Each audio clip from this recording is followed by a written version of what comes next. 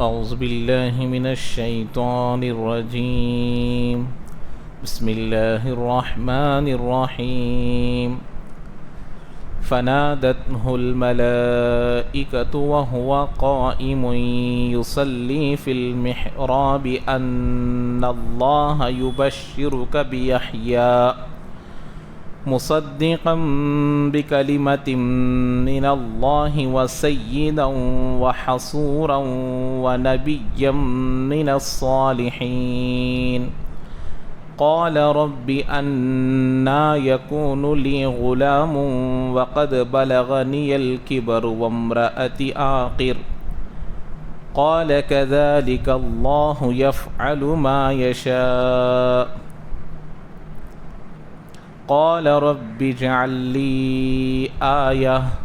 قال آيتك ألا تكلم الناس 3 أيام إلا رمزا واذكر ربك كثيرا وسبح بالعشي والإبكار.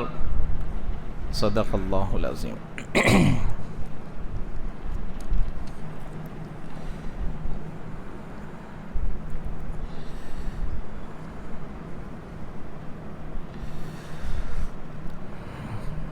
تو حضرت مریم علیہ السلام کا جو ذکر چل رہا تھا اور حضرت زکریہ علیہ السلام کی جو دعا ہے وہ دعا کا ذکر بھی آپ لوگوں کو گزشتہ درس میں بتا دیا گیا تھا. یہاں پر ایک بات بتانی ہے کہ جو خصوصیت حضرت مریم اور حضرت عیسیٰ علیہم السلام کو جو حاصل ہوئی ہے، جیسے کہ میں نے بتایا آپ لوگوں کو حضرت ابو ہریرہ رضی اللہ تعالیٰ عنہ کی روایت ہے جو بخاری شریف میں موجود ہے کہ جب بچہ پیدا ہوتا ہے تو تمام لوگوں کو شیطان چھوتا ہے جس کی وجہ سے بچہ روتا ہے، لیکن ان میں سے ان دونوں کو تمام لوگوں میں سے شیطان نے نہیں چھوا. اللہ نے اس دعا کی برکت سے ان دونوں کی حفاظت فرمائی. لیکن اب یہاں یہ جو فضیلت حاصل ہوئی ہے، اس فضیلت کی وجہ سے ان کو خدا کا درجہ دینا یا ان کو خدا کا بیٹا ماننا یہ بالکل غلط ہے. اور یہ تفصیل اسی لیے بیان کی جا رہی ہے کہ یہود جو حضرت عیسیٰ علیہ السلام سے پہلے تھے، یہود جو ہے حضرت عیسیٰ علیہ السلام کی شان میں گستاخیاں کرنے لگے، ان کی شان کو ان کی شان کے درجے سے گرا دیے، ان کا جو مرتبہ تھا اس سے نیچے کر دیے، تفریط کر دیے. اور نصارہ جو ان کے ماننے والے ہیں ان کو ان کے مرتبے سے ان کے شان سے آگے بڑھ کر ان کو ابنیت کا لقب دے دیے کہ یہ خدا کا بیٹا ہے اور خدا بھی ماننے لگ گئے. تو ان دونوں کے عقیدوں کو اللہ تبارک و تعالیٰ یہاں تو اللہ تعالیٰ حضرت عیسیٰ کے اللہ کے بیٹے نہ ہونے کو بھی ثابت کر دیا، اور انہوں نے جو عزت سے گھٹایا ہے اس کو بھی اللہ نے یہاں صاف صارح طور پر یعنی کہ تشریح کر دی، واضح کر دیا. دونوں کے ان کے باطل کو ابطال بھی کر دیا اور ان کے مرتبے کو جو بڑھانا ہے اس کو بھی صحیح عقیدہ کیا ہے اس کو بھی بیان کر دیا. تو اسی لیے اب میں مثال سے آپ کو سمجھاتا ہوں. جیسے اللہ کے نبی علیہ السلام نے حضرت عمر کے بارے میں کہا کہ بھئی جس راستے سے حضرت عمر گزرتے ہیں وہاں شیطان نہیں آ سکتا، یا آتا ہے تو بھاگ جاتا ہے. اب یہ جو فضیلت بیان کی گئی ہے تو اس فضیلت کی وجہ سے کیا حضرت عمر کا درجہ حضرت ابوبکر سے بڑھ گیا، یا نعوذ باللہ کیا حضرت عمر کا درجہ اللہ کے نبی سے بڑھ گیا؟ یہ عقیدہ ہے ہمارا. حالانکہ یہ فضیلت صرف کس کو حاصل ہے؟ حضرت عمر کو حاصل ہے کہ حضرت عمر جس راستے سے جائیں گے شیطان اس راستے میں جانے کی ہمت نہیں کرتا. تو یہ فضیلت ان کی ہے. تو اس فضیلت کی وجہ سے دیگر جو صحابہ ہیں جیسے حضرت ابوبکر ان سے پہلے ہے تو ان سے مرتبہ نہیں بڑھ جاتا، یا حضرت عمر دیگر انبیاء سے نہیں بڑھ جاتے، یا حضرت عمر اللہ کے نبی سے نہیں بڑھ جاتے. تو ایسے ہی اس خصوصیت کو سامنے رکھ کر ان کو ابنیت مان لینا، اللہ کا بیٹا مان لینا یا انہی کو خدا مان لینا یہ غلط ہے. اسی لیے اس صورت میں ان تفصیل کے ساتھ اس کو بیان کیا جا رہا ہے. ایک تو یہ بات یہاں بیان کی گئی، اور دوسری بات یہ ہے کہ اب یہاں جو دعا مانگی جا رہی ہے حضرت زکریا علیہ السلام کا ذکر شروع ہوا ہے کہ انہوں نے دعا مانگی کہ جیسے کہ میں نے آپ لوگوں کو گزشتہ درس میں بتایا تھا، من لدن اور من عندک دونوں میں کیا فرق ہے۔ لدن کا مطلب ہے بغیر کسی سبب کے حاصل ہونے والی نعمت، اور عندہ کے مطلب ہوتا ہے جس میں کوئی سبب ہوتا ہے، اس لیے دعا معصورہ میں من عندک آیا ہے کہ اللہ مغفرت تیرے جانب سے ہے، لیکن من عندک کا مطلب یہاں مغفرت کے لیے سبب ہونا ضروری، گناہوں کو چھوڑنا ضروری، توبہ کرنا ضروری، کیے ہوئے گناہ پر ندامت ہونا اور شرم ہونا کہ میرے سے کیسا گناہ ہو گیا، ان تمام چیزوں کے اسباب ہونے سے رحمت ملتی ہے، اس لیے یہاں عندہ بیان کیا گیا۔ تو بہرحال یہاں جو زکریا علیہ السلام نے دعا مانگی من لدن کا، لدن جس میں کوئی سبب نہیں ہے۔ اب یہاں یہ مانگنے کی وجہ کیا ہے؟ اس لیے کہ حضرت زکریا کی عمر کتنی ہے؟ 120 سال، اور حضرت زکریا کی بیوی حضرت مریم کے خالہ، ان کی جو عمر تھی اس وقت 98 سال، یعنی کہ جس کے 2 کم 100 سال، 90 پر 8 سال کتنے تھے؟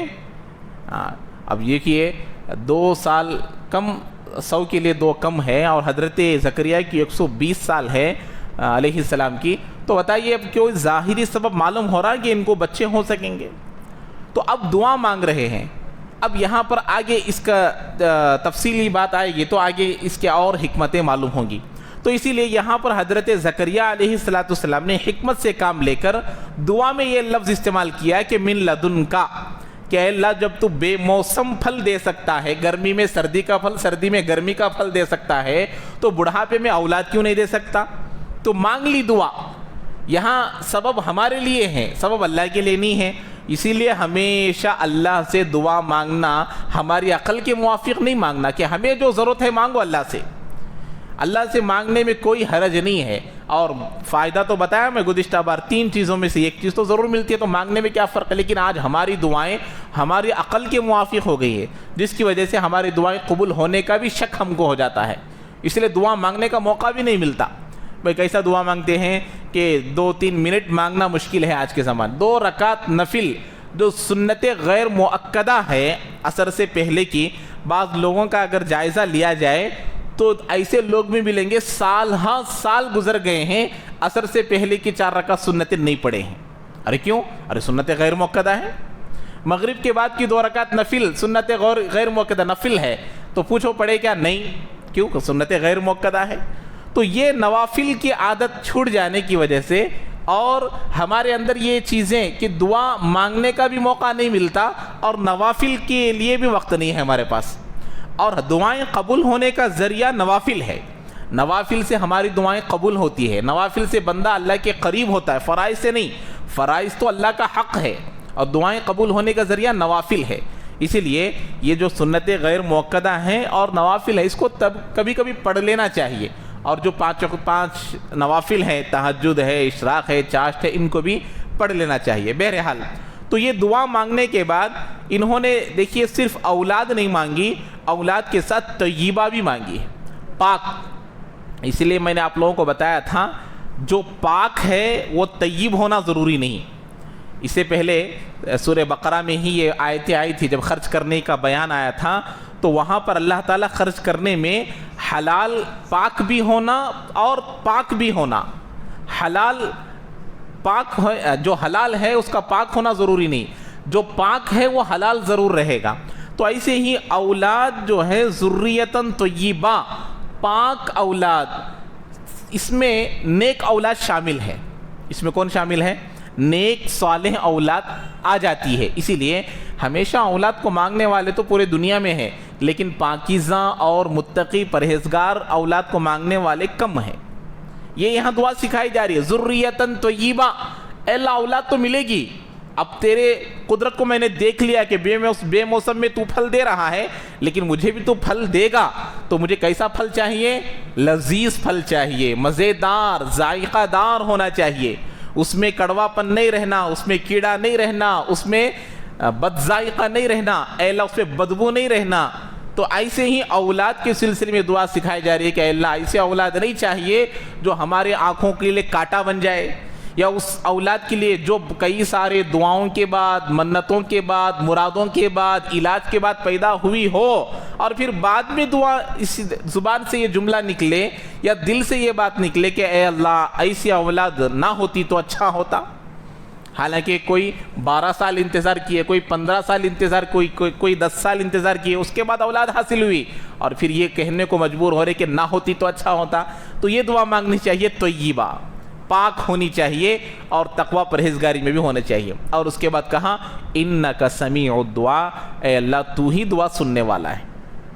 اسی لیے ہمارا عقیدہ ہے کہ ہم اللہ کے علاوہ کسی کو مانگنا نہیں چاہیے، اللہ کے علاوہ کسی کے سامنے ہاتھ نہیں پھیلانا چاہیے، اللہ کے علاوہ کسی سے امید نہیں رکھنا چاہیے، کیونکہ سننے والا اور دینے والا دونوں اکیلا ہے، اور وہ کون ہے؟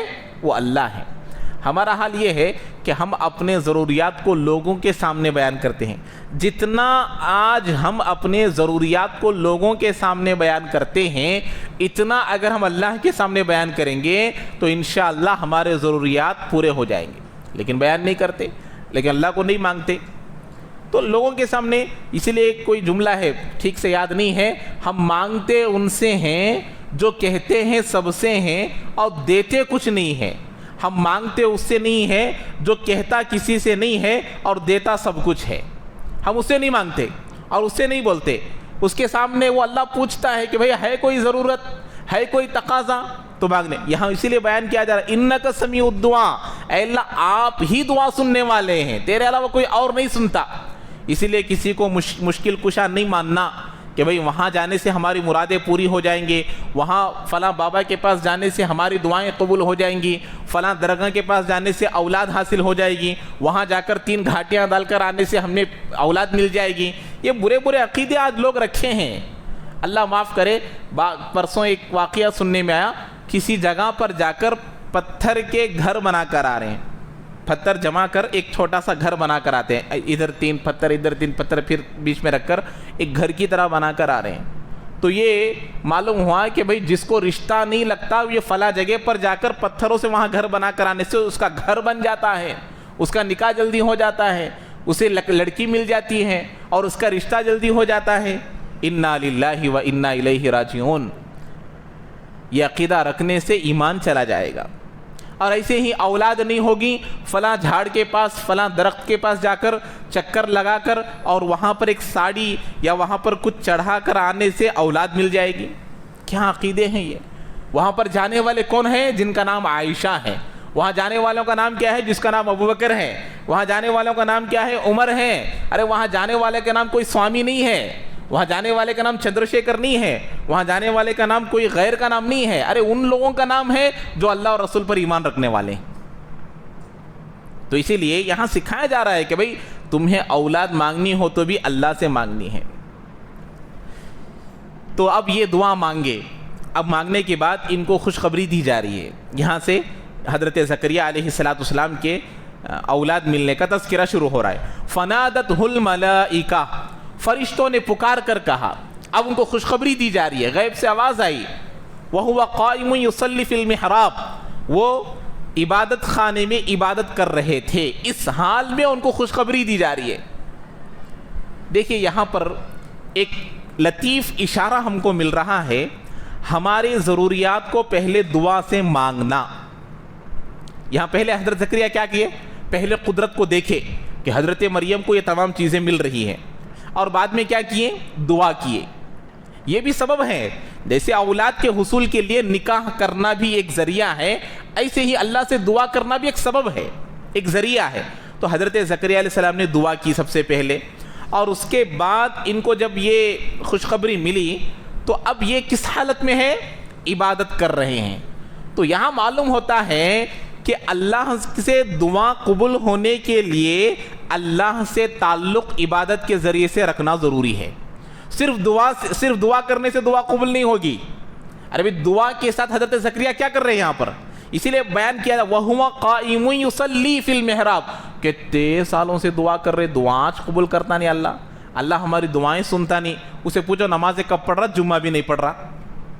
ارے جمعہ بھی نہیں پڑھ رہا اور کہہ رہا ہے کہ دعائیں قبول نہیں ہو رہی ہے. اور اس کے جو ضروری فرائض ہیں، احکامات ہیں، اس پر عمل نہیں کر رہا ہے اور کہہ رہا ہے کہ دعائیں قبول نہیں ہو رہی ہے. اور سود پر پیسہ لے رہا ہے اور سود پر پیسہ دے رہا ہے، حرام کاری میں مبتلا ہے اور کہہ رہا ہے کہ دعائیں قبول نہیں ہو رہی ہے۔ یہاں یہ لطیف اشارہ ہے، دعا کے ساتھ اللہ کے احکامات پر چلنا ضروری ہے۔ وَاسْتَعِینُوا بِالصَّبْرِ وَالصَّلَاةِ، اللہ کہتے ہیں مدد مانگو صبر کے ساتھ بھی، نماز کے ساتھ بھی، نماز کے ساتھ مدد مانگو بولے ہیں۔ اب نماز چھوڑ کر ہم فلاں صاحب کے پاس گئے، فلاں عامل کے پاس گئے، انہوں ایک تسبیح دے ڈالے یا انہوں ایک تعویذ دے ڈالے، اس کے پیچھے لگ گئے اور نماز کا کوئی سوال ہی نہیں ہے، کہاں سے ضروریات پورے ہوں گے؟ ارے ایک عامل بول دیے کہ اس کو روزانہ 313 بار پڑھو، تو اتنا پابندی سے پڑھتے گویا کہ وہی آ گئی ہیں ان کو، جبرائیل آ کر بول دیے ہیں، انہوں بول دے رہے اتنے اود بتیاں جلا ڈالو، وہ کیا کی دیتے جلانے کے واسطے، وہ جلا ڈالو، اتنا پابندی سے جلاتے، اللہ اکبر کبیرہ، چاہے وہ رات کو 12 بجے بولیں دے، 3 بجے بولیں دے، اٹھ کو جلاتے۔ کیا آج تک ہماری ضروریات پورے کرنے کے لیے 3 بجے اٹھ کر اللہ سے دعا مانگے؟ نہیں مانگے، لیکن عامل بولے سو کام پورا کر لیتے۔ یہاں اللہ بولتے ہیں وَاسْتَعِینُوا بِالصَّبْرِ وَالصَّلَاةِ، ارے نماز کے ذریعے سے، صبر کے ذریعے سے ہم سے مدد مانگو، اس کے لیے تیار نہیں ہے۔ تو یہ گویا کہ زبان سے نہیں، دل سے یہ بات بول رہے ہیں کہ ہمیں اللہ کی بات سے عامل کی بات پر یقین ہے۔ یہی تو بات ہو گئی، عامل کی بات پر جتنا عمل کر رہے ہیں، اللہ کی بات پر عمل نہیں کر رہے۔ تو اسی لیے یہاں یہ لطیف اشارہ مل رہا ہے، صرف دعا سے کام نہیں چلے گا، بلانا اللہ کو اور اللہ کے بات کو مانتے ہوئے، اللہ کے احکامات پر چلتے ہوئے، اللہ کی عبادت کرتے ہوئے اللہ کو مانگیں گے تو ہمارے ضروریات پورے ہوں گے۔ دعا کیے، اللہ کو پکارے اور اللہ کی عبادت کر رہے ہیں، اب خوشخبری ملی، وَهُوَ قَائِمٌ يُصَلِّي فِي الْمِحْرَابِ، وہ عبادت گاہ میں عبادت کر رہے تھے، اس وقت فرشتوں نے خوشخبری دی، أَنَّ اللَّهَ يُبَشِّرُكَ بِيَحْيَا، اللہ تعالیٰ آپ کو یحییٰ کی خوشخبری دے رہے ہیں۔ یحییٰ کا مطلب ہے زندہ، حی سے ہے، یہ اس کا مطلب کیا ہے؟ زندہ، زندہ رہنا۔ وہ کیوں یہ نام رکھا گیا؟ یہ پوری تاریخ میں سب سے پہلا نام تھا، جتنے بھی انبیاء کے نام ہیں وہ سب پہلے ہی نام ہوتے، اس سے پہلے کوئی نام نہیں رکھے ہوتے۔ تو بہرحال ہمارے نبی علیہ السلام پیدا ہونے سے پہلے کئی سارے لوگ محمد رکھے تھے، اس وجہ سے رکھے تھے کہ وہ یہ آخری نبی بن جائے، سمجھ میں آ رہی بات؟ تو یہ ایک امید سے بعض لوگ رکھے تھے، اور بعض لوگ جھوٹے نبی ہونے کی وجہ سے بھی رکھے تھے، لیکن وہ الگ چیز ہے۔ لیکن اکثر و بیشتر جو انبیاء کے نام ہوتے ہیں وہ پہلے ہی مرتبہ رکھے ہوتے ہیں۔ تو ایسے یہاں پر یحییٰ کے نام کے ساتھ خوشخبری دے دی گئی کہ یحییٰ کے نام کا ایک بچہ آپ کو پیدا ہوگا، اللہ آپ کو خوشخبری دے رہا ہے، ان اللہ یبشرک بیحییٰ۔ دیکھیے ایک نبی جو تقوی میں، پرہیزگاری میں اعلیٰ درجے کے ہوتے ہیں، اخلاق میں، کردار میں، تمام چیزوں میں ان کا کوئی نمونہ نہیں ہوتا۔ وقت کا نبی عبادات میں، معاملات میں، اخلاقیات میں، معاشرت میں، ازواجی کے کیا کہتے ہیں ذمہ داریوں کو پورا کرنے میں، ہر اعتبار سے وہ اعلیٰ درجے پر ہوتے ہیں۔ ایسے نبیوں کے دعا اور ایسے نبیوں کے حاجات کو بھی اللہ تعالیٰ سٹیپ بائی سٹیپ قبول کر رہا ہے۔ ارے یہ بھی ایک قدرت کو دیکھے، پھر دعا کیے، پھر عبادت کیے، پھر اس کے بعد خوشخبری مل رہی ہے، تو میرا اور آپ کا کیا حال ہوگا؟ تو میرے اور آپ کو ابھی کتنا آگے بڑھنا پڑے گا؟ اور ہم لوگ یہ شکایت کر سکتے ہیں کہ ہماری دعائیں قبول نہیں ہو رہی، اللہ میری نہیں سن رہا۔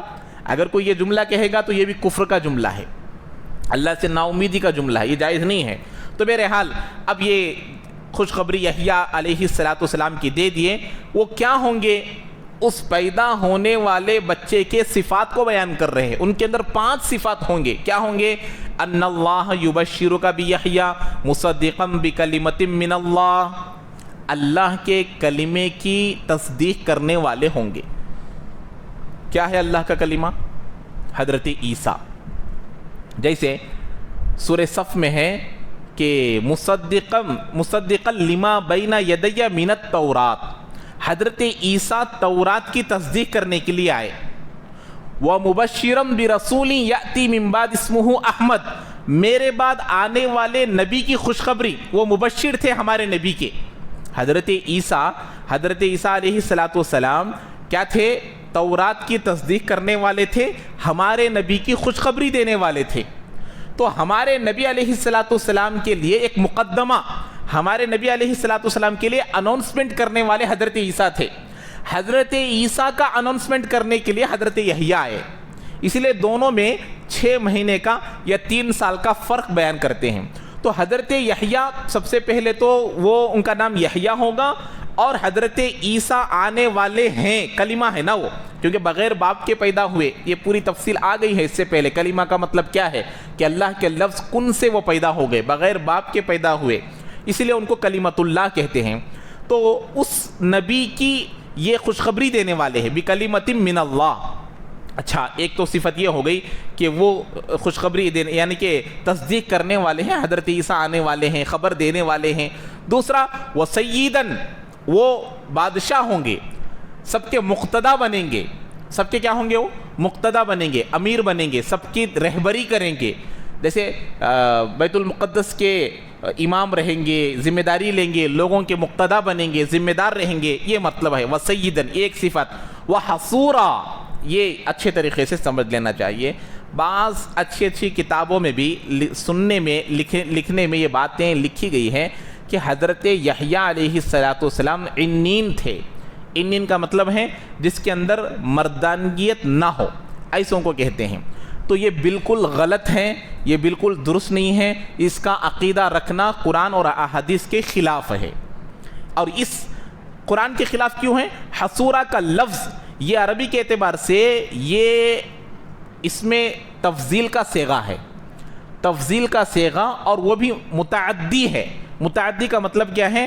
آدمی کا اختیاری طور پر کرنے کا کام۔ سمجھ میں آ رہی بات؟ ایک کام جو کرتے ہیں وہ 2 طرح کا ہوتا، ہو گیا کا مطلب آٹومیٹک ہو گیا، کرنا اس میں ہمارے پاور بھی لگتا ہے، انرجی بھی لگتی۔ تو حصورہ کے لیے انرجی ہونا ضروری، یعنی کہ حضرت یحییٰ کے اندر شادی کرنے کی طاقت بھی تھی، ان کے اندر جو مردانگیت تھی وہ بھی باقی تھی، لیکن اپنے آپ میں کنٹرول کرنے کی طاقت ہونے کی وجہ سے ان کو حصورہ کہا گیا۔ کیوں حصورہ کہا گیا؟ اس لیے ان کا نام کیا رکھا گیا؟ یحییٰ۔ یحییٰ کا مطلب کیا؟ جو اللہ کے نام سے جینے والا، جو اللہ کی یاد سے جینے والا، اس لیے یحییٰ رکھا گیا نام، جینے والا۔ کیسے جینے والا؟ آپ لوگوں کو معلوم ہوگا، ابھی نیٹ کا ایگزام ہوا یا اس سے پہلے UPSC وغیرہ کا امتحان وغیرہ ہوتا ہے، تو اس میں پڑھنے والے کیسا پڑھتے؟ اب بتائیے، وہ پڑھنے کے وقت میں اس کی ایگزام کی جو تیاری کرتے ہیں، کیا ان لوگوں کو پڑھنے کے وقت میں شادی کا خیال آتا ہے کیا؟ ارے کوئی بھی اسٹوڈنٹ ہو جو UPSC وغیرہ کا یا پھر نیٹ کا یا کوئی اور جیسے پبلک ایگزام کا ہی لے لیجئے، کوئی تیاری میں لگا ہوا ہے، اب اس کے دل میں رائے کے دانے کے برابر شادی کا خیال آئے گا کیا؟ تو پڑھنے میں اتنا انہماک ہو گیا، اتنا اس کا دل لگ گیا کہ اب شادی کا خیال اس کو نہیں آتا۔ ایسے ہی حضرت یحییٰ تھے کہ اللہ کی یاد میں، اللہ کی محبت میں ایسے مشغول ہو گئے تھے کہ ان کو اس کی حاجت پیش نہیں آئی، اور وہ حالانکہ طاقت تھی، قوت تھی، اسی یہ حصورہ کا لفظ اس بات پر دلالت کرتا ہے کہ ان کے اندر طاقت بھی تھی، قوت بھی تھی۔ تو حصورہ کا مطلب ہے ہونے کے باوجود رکنا، اور یہ تعریف کرنے والے کون ہیں؟ اللہ۔ اب بتائیے، عیب کو سامنے رکھ کر کوئی تعریف کرے گا کیا؟ ارے بھی وہ فلاں ہے، بہت اچھا ہے، وہ ہے نامرد ہے، ارے یہ تعریف ہوگی کیا؟ یہ کیا ہو جائے گی؟ تعریف کرنے جا کو اس کی بے عزتی کرے جیسا ہو جاتا۔ تو اللہ تعالیٰ دیکھیے، انبیاء کو اللہ تعالیٰ کسی عیب میں نہیں مبتلا نہیں کرتے، عیب میں مبتلا نہیں کرتے۔ نبیوں کو اچھے خاندان، کمتر خاندان میں پیدا ہونا نبیوں کے شان کے خلاف، اس لیے اللہ کسی نبی کو خاندانی اعتبار سے کمتر خاندان میں پیدا نہیں کیا، اچھے خاندانوں میں پیدا کیا۔ غریب ہونا عیب نہیں ہے، غریب ہونا عیب نہیں ہے، غریب اللہ تعالیٰ نبیوں کو پیدا کیا۔ ہمارے نبی، اللہ کے نبی تو دعا کیے کہ اے اللہ مجھے فقیر کیا بولتے ہیں، مجھے غریب بنا کر زندگی گزارنے کی توفیق دے، اور غریب رہ کر مرنے کی توفیق دے، اور مجھے غریبوں میں اٹھا۔ تو غریب ہونا عیب نہیں ہے۔ تو اسی لیے حضرت کیا کہتے ہیں، حضرت ایوب علیہ السلام کے بارے میں بعض لوگ بیان کرتے ہیں، ایسے بیمار پڑ گئے کہ لوگ ان کے قریب نہیں آتے تھے، ان کی بیوی سر کے بال دے کر ان کو اٹھاتی تھی، کوئی چھو لیتے تو مشکل ہو جاتا، اس لیے ان کو گاؤں کے باہر رکھ دیا گیا تھا، ان کے کوئی قریب نہیں آتا تھا۔ یہ بالکل غلط ہے، بیمار ضرور تھے لیکن اتنی خطرناک بیماریوں کو نہیں تھی کہ لوگ ان سے گھن کرتے، لوگ ان کے قریب جانے سے بھی ڈرتے تھے، ایسی بیماری نہیں ملی تھی ان کو۔ اللہ تعالیٰ کسی نبی کو ایسی حالت یا ایسا عیب نہیں دیتے جو عیب ہو، یعنی کہ اس سے لوگ گھن محسوس کرتے ہوں، ایسا عیب اللہ ہرگز نہیں دیتے. تو یہ ایک نامرد ہونا ایک بہت بڑا عیب ہے، یہ عیب اللہ کسی نبی کو کیسے دے سکتے ہیں؟ تو اسی لیے یہ عقیدہ رکھنا بالکل غلط ہے، یہ عقیدہ نہیں رکھ سکتے. تو اسی لیے وہ سید ہوں گے، یعنی کہ مقتدا ہوں گے، سردار ہوں گے، وہ حصورا عبادت میں اتنے منہمک ہو جائیں گے کہ ان کو عورت کی ضرورت نہیں پڑے گی اور عورت کا خیال بھی ان کو نہیں آئے گا. جیسے کہ میں نے آپ کو ایک فزیکلی مثال دے دیا، جیسے کہ پڑھائی کرنے والے اسٹوڈنٹس، چاہے لڑکا ہو لڑکی ہو، حالانکہ اس کی بات چیت چل رہی ہے یا اس کا ارادہ بھی ہے نکاح کرنے کا، لیکن پڑھائی کے موقع پر اس کو اس کی طرف توجہ بھی نہیں جاتی، فوکس بھی وہ نہیں کرتا. ایسے ہی حضرت یحییٰ علیہ السلام کی مثال ہے. اچھا، اور وہ کیا ہوں گے؟ نبیّا. وہ کیا ہوں گے؟ حضرت یحییٰ کوئی ولی نہیں ہوں گے، کون ہوں گے؟ نبی ہوں گے. تو ایک تو یحییٰ ہیں اور حضرت عیسیٰ کی تصدیق کرنے والے ہیں، مقتدا ہوں گے، اور وہ حصورہ بھی ہوں گے، یعنی عبادت میں منہمک رہنے والے ہوں گے. وَنَبِيًّا مِّنَ الصَّالِحِينَ، اور نبی بھی ہوں گے اور اچھے اخلاق والے صالحین میں سے ہوں گے. عام آدمی کی طرح نہیں، نبیوں میں جو اعلیٰ صفات ہونی چاہیے وہ تمام صفات حضرت یحییٰ میں بھی ہوں گے. نبی من الصالحین کہا گیا اسی لیے. اور اس کے بعد دیکھیے آگے کا جملہ، قال ربی. اچھا، اب یہاں حضرت زکریا علیہ السلام کو خوشخبری ملی نا، یحییٰ نامی بیٹا ملے گا، وہ ایسا ہوگا، پورے 5 صفات کو بیان کیے کہ یہ تمام صفات کا حامی آپ کا بیٹا ہوگا اور آپ اس کے باپ بنیں گے. اچھا، یہاں پر میں آپ کو یہ بات بھی بتا دوں، یہاں پر جیسا بھی ہے حضرت زکریا حضرت یحییٰ کے باپ ہیں اور ان کی بیوی ان کی ماں ہے.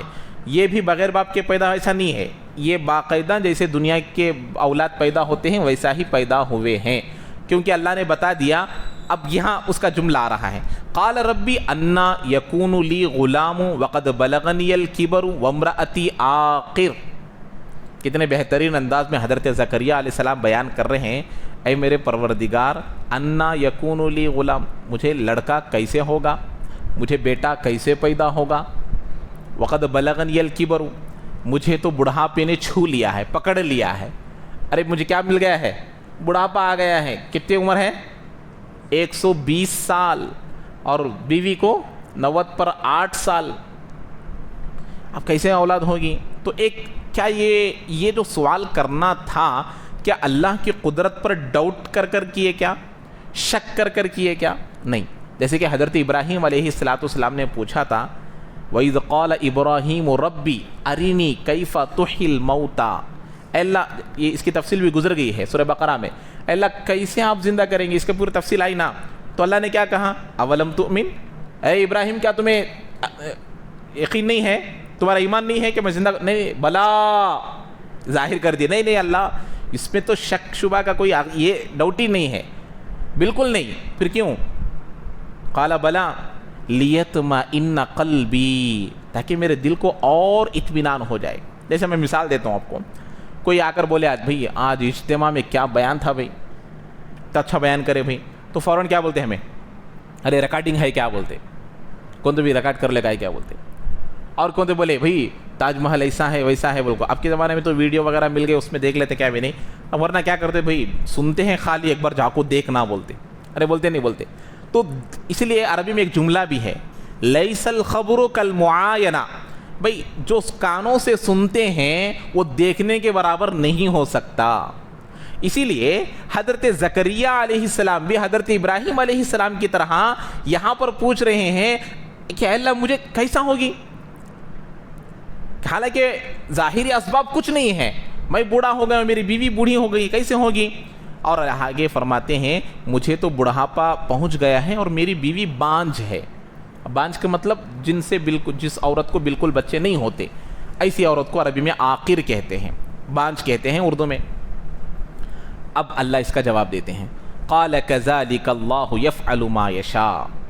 اسی طریقے سے اللہ تعالیٰ جو چاہتے ہیں کرتے ہیں. اسی طریقے ابھی اللہ اس کو بیان کر دیا، تفصیل نہیں کیسا پیدا کیے. یہ قدرت سے پیدا ہونے والے حضرت یحییٰ تھے، یہ بتانے کے لیے کہ اللہ اسباب کے محتاج نہیں ہے. اب آج کل آپ لوگ دیکھے ہوں گے دنیا میں ایک نیا طریقہ نکلا ہے، کیا بولتے ہیں اسے؟ بیبی ٹیکسٹ ٹیوب، کیا بولتے ہیں اسے؟ ہاں. تو وہ جو عقیدہ چلتا ہے، وہ جو پروسیجر چلتا ہے، کیسے چلتا ہے؟ حالانکہ شوہر کا اس میں جو شوہر کی جو منی ہے وہ بھی لی جاتی ہے، اور عورت کا جو انڈا ہے وہ بھی لیا جاتا ہے۔ اب عورت کا جو حصہ ہے وہ لیے بغیر، یا صرف عورت کے جز سے بنا دیا جائے، ایسا کوئی مثال ہے؟ یا صرف مرد کے حصے سے بنا دیا جائے، ایسی کوئی مثال ہے؟ نہیں۔ اللہ نے ایک نظام بنا دیا کہ نہیں، اس کا بھی کچھ حصہ لگنا ہے، اس کا بھی کچھ حصہ لگنا ہے، تبھی اولاد بنے گی۔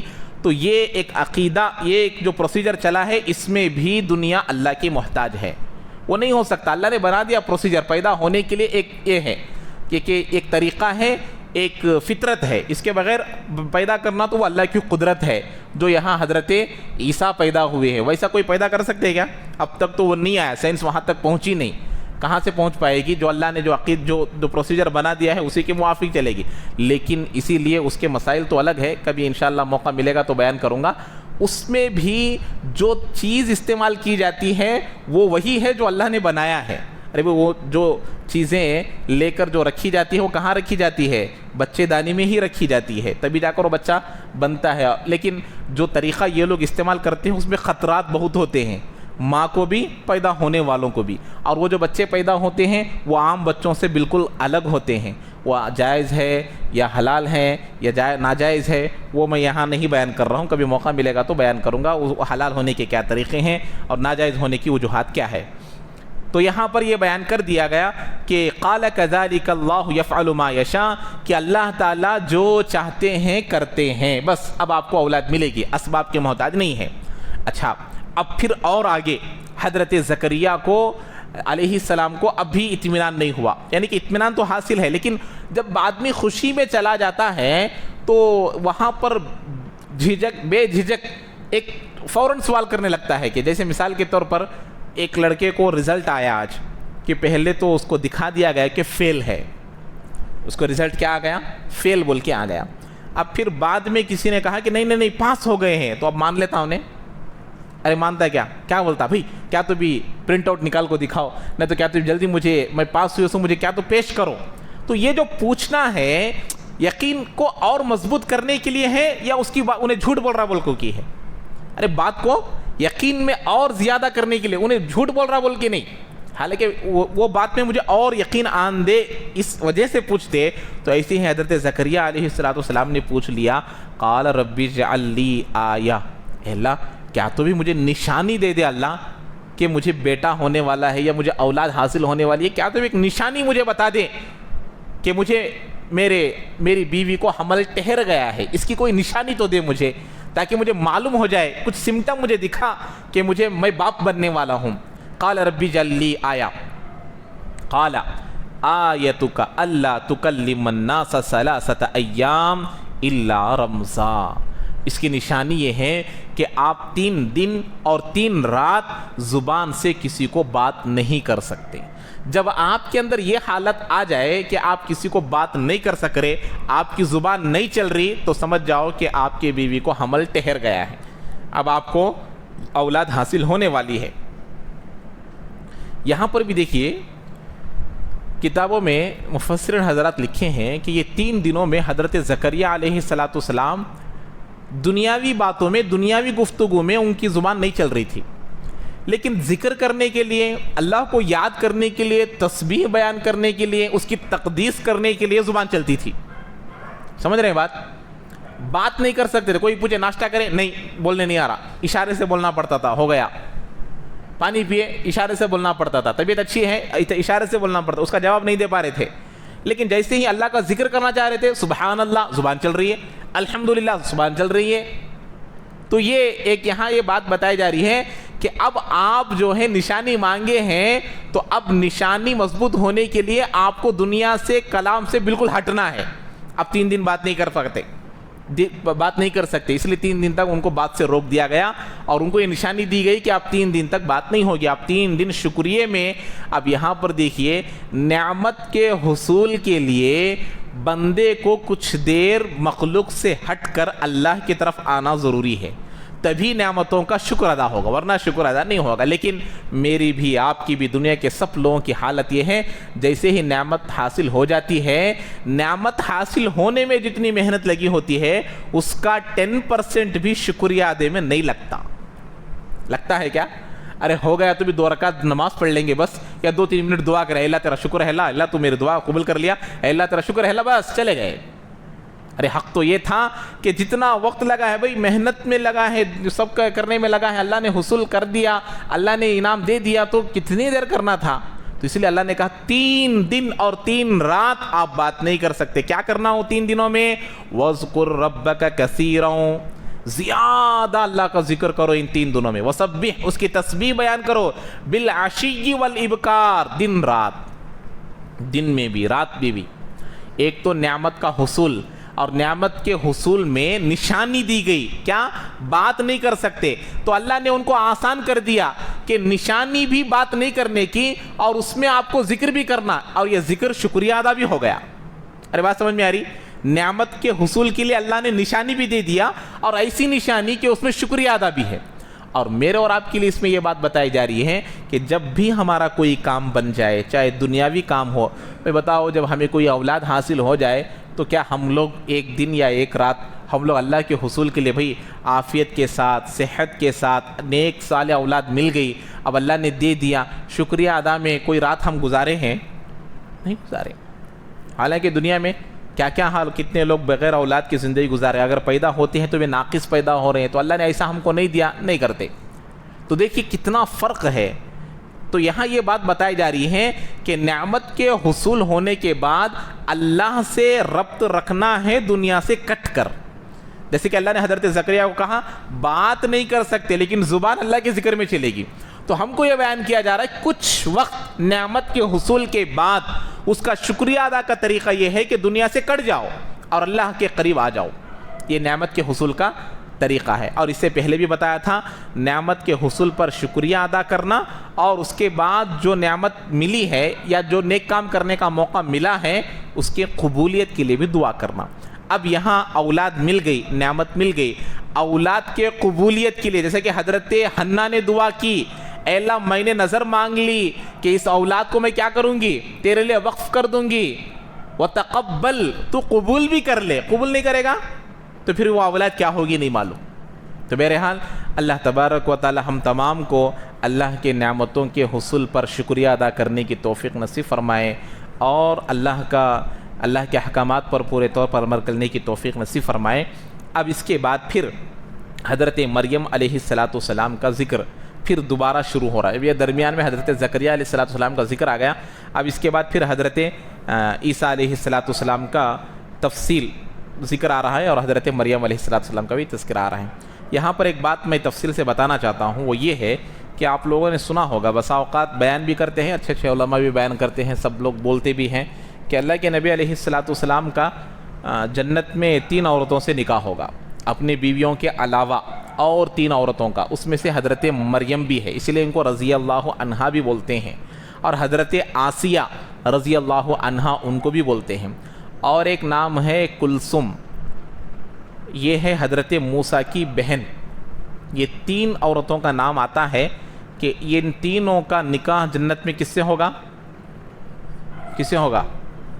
حضرت اللہ کے نبی حضرت محمد مصطفیٰ صلی اللہ علیہ وسلم سے ہوگا۔